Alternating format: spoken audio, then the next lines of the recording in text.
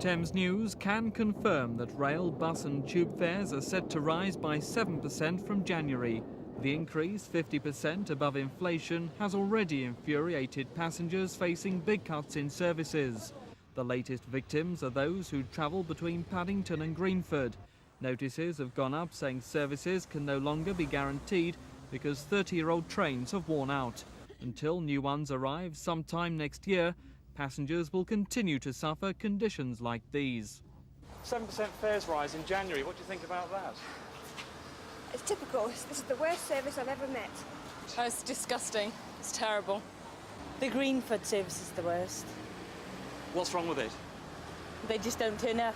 Well, it's typical for them at the moment. Services are down and yet they put the prices up. Simple as that. Elsewhere, 100 rush-hour trains are being cut. 3% of bus services no longer run. New trains and station modernisation projects face delay. The 7% fare rise will mean many single bus and tube journeys going up by between 10 and 20 pence.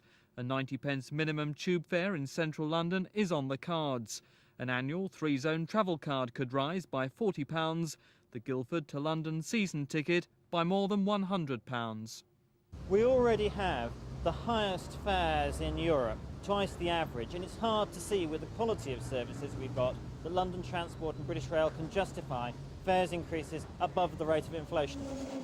Meanwhile, details of a radical new safety plan for the tube have been announced. The idea is to put 6-foot-high glass screens along the edges of platforms to stop passengers falling onto the track or committing suicide.